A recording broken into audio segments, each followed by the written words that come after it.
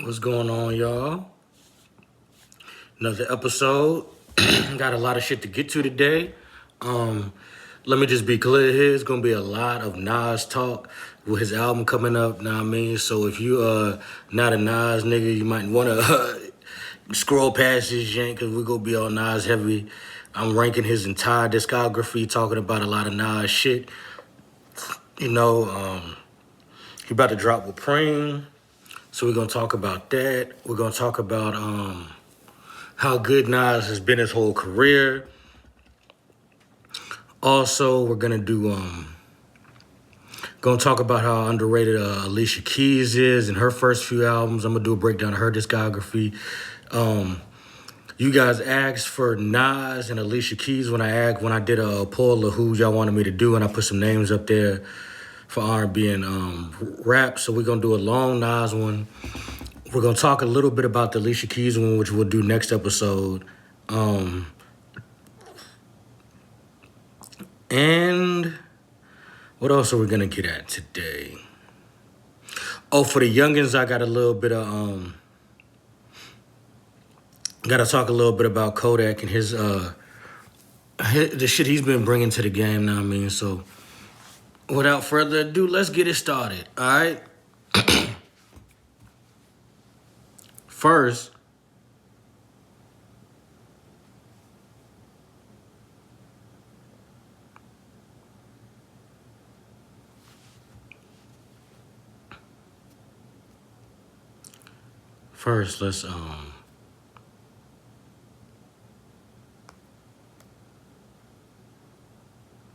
let's get to the Nas discography. All right, we're gonna do the best. I'm gonna just do the best 10 Nas albums, and I'm gonna tell y'all what I think about them. First, I'm gonna say them. Then after I say them, we're gonna talk about them. So my top 10 favorite Nas projects are: number 10 is Magic 3. Number 9 is I Am. Number 8 is Godson. Number 7 is KD3. Number 6 is Stillmatic. Number 5 is Magic. Number 4 is Life is Good. Number 3 is Illmatic. Number 2, The Lost Tapes. Number 1 is It Was Written. Now these are just my favorite, the projects I like from Nas the most in that order, and I'll explain why. Magic 3. First, also, let me say, Nas got all these years in the game. He got 20, he got almost like a bunch of albums. He got 10 albums, I think, are 8 streams or better. 8 albums, 8 to 10, 10 albums that are at least 8 streams or better is insane. Most rappers don't got 10 albums at all. He got 10 great to classic albums. Nas got one of the best discographies in history. So let's salute to Nas. All right. 10 Magic 3.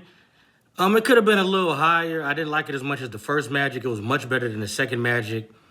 He could have missed me with the features. The Wayne feature was cool, but I Am, I think, is really, really, really, really overhated album. Nas was because Nostradamus isn't good. Let me be clear here. There's a couple albums from Nas I don't like that much. Street's Disciple, Nostradamus, Untitled, Hip Hop is Dead. Those are like, I don't really like those albums too much. Lost Tapes 2, and Magic 2. There's some albums from Nas I don't like that much. Let me be clear there. And Nasir I can't stand. It was such a disappointment. But right now this is Nas praise. So let's get back to it.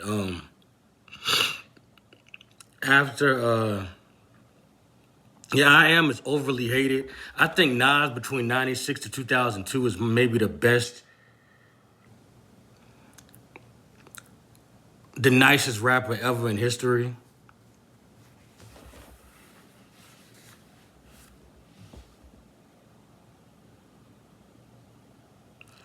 So Yeah, Nas might be the nicest rapper in history from 96 to about '02. He got better after Illmatic. People think that was his peak. He got better after that to me. Um, but yeah, I Am was fire. Everything on I Am is probably his most overhated album.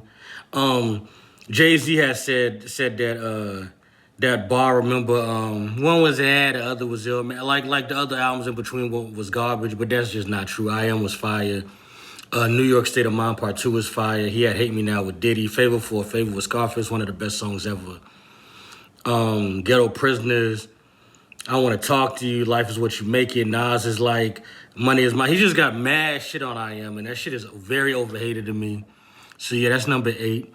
Number 7 was God. No, number 8 was actually Godson. Number 7, no, yeah, number 8 is I Am. Number 7 is Godson.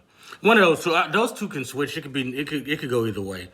But Godson has some of my favorite Nas tracks. It had the one of my favorite tracks out of the beef with Jay-Z too, with the Last Real Nigga Alive. The Cross, Made You Look is my favorite Nas single ever, like his best commercial track. Fire. The remix was fire. Zone Out was fire.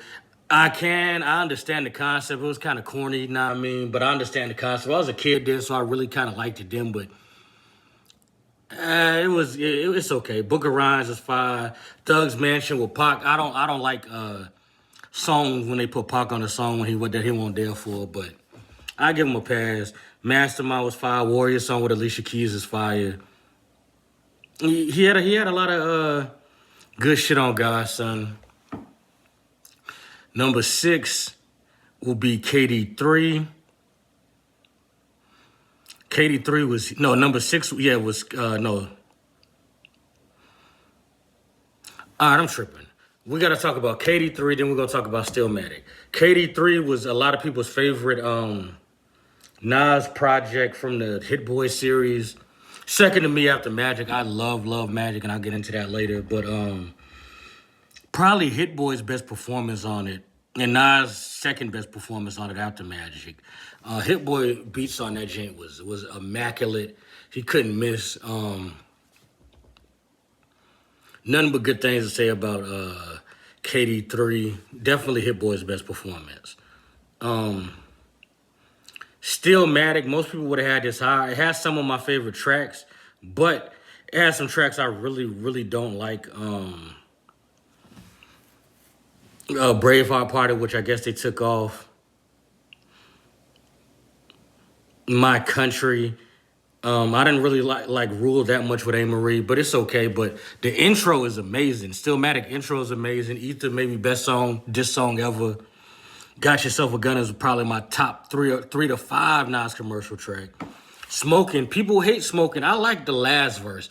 The last verse saves it because the hook is horrible. But the last verse, heat. Now I mean,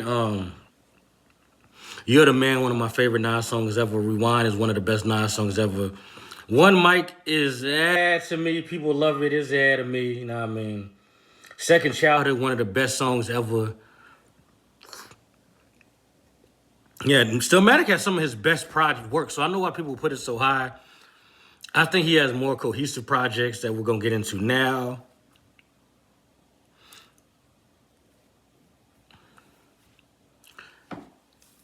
Okay, now we're going to get into the top 5 Nas projects. We're going to start with Magic. Now, I was playing Magic the other day, real crazy. I love this album. I don't really think... this is the first album, I think, from that we're going through that was only like one skip. Speechless, Meet Joe Black, Ugly, 4016 Building, Hollywood Gangster, Roof for the Children. The 9 songs, 30 minutes, perfect. It don't get better than that because it's short, it's concise, it's cohesive. Magic is a top tier album. I think, like, that's how a nigga put an album together. Now, I mean, Magic, 9 songs, 30 minutes, no skips. That's how you do an album. You don't have to have 15, 16 tracks on the jank for it to be amazing. 9 songs, all fire, perfect way to do an album. So, yeah, Magic is one of my favorite Nas albums, top 5. Next, we're going to do Life is Good. To me, Life is Good started the trend of after that where people was doing these introspective marriage relationship albums, because now you got Kendrick and Mr. Morale and the Big Steppers, who I love that album too. A lot of people don't like it. Jay-Z 444, I like that album too, and a lot of people don't like that either, but I like these introspective marriage relationship albums from the rappers when they get older. Not even when they get older, just when they're going through some shit, know what I mean?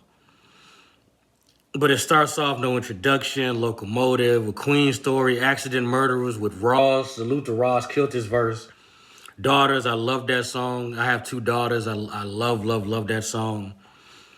World's an Addiction, Back When, just fire. A little long for me. A little long, 15 songs, hour, but it did what it needed to do.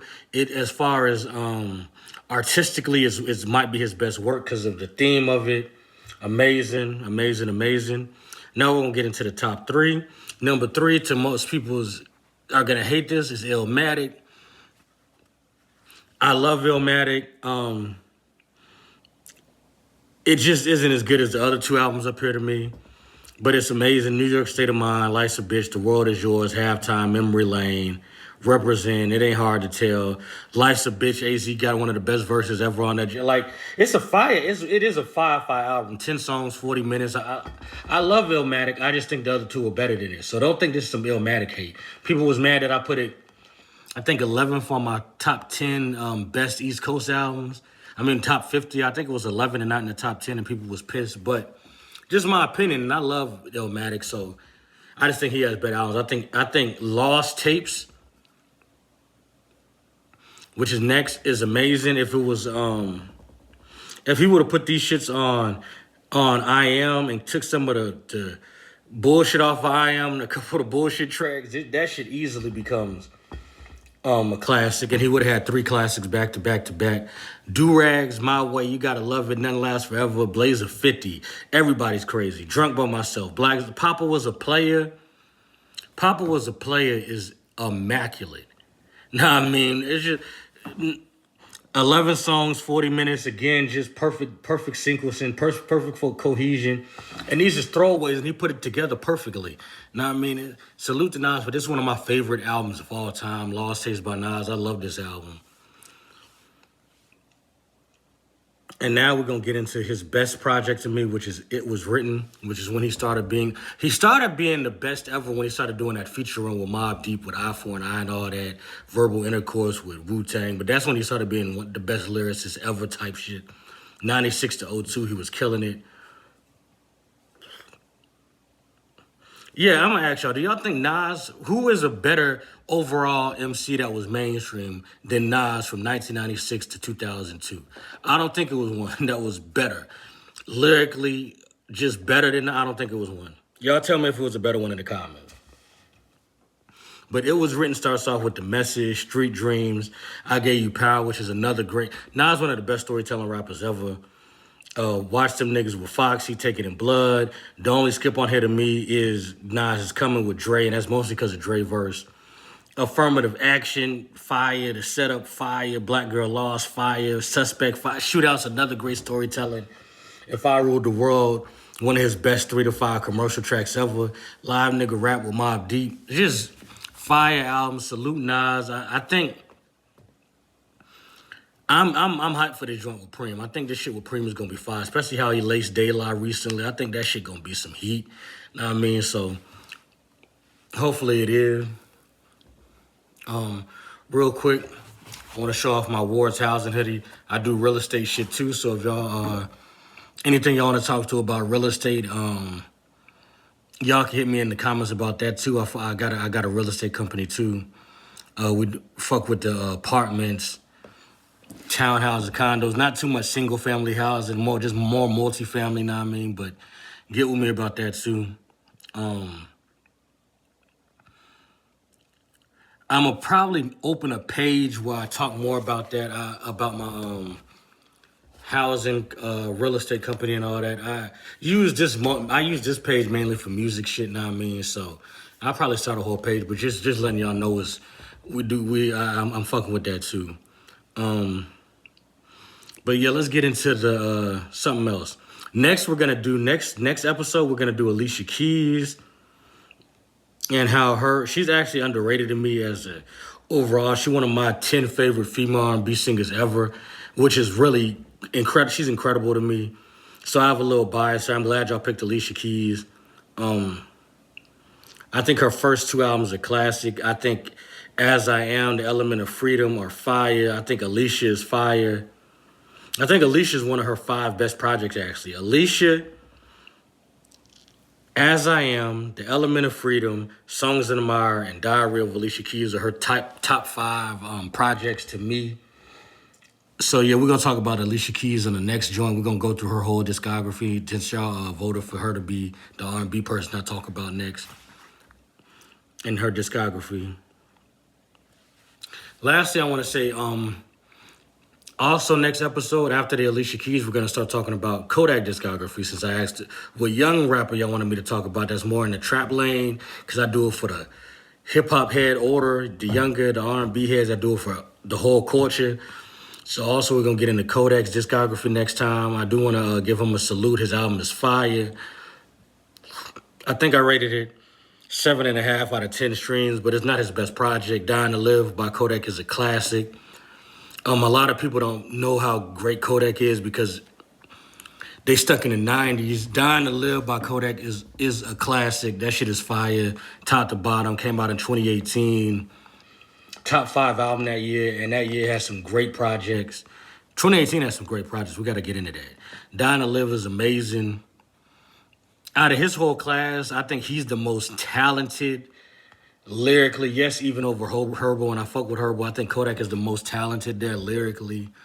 I don't like when he gets into his singing bag that much, but he pretty decent there too.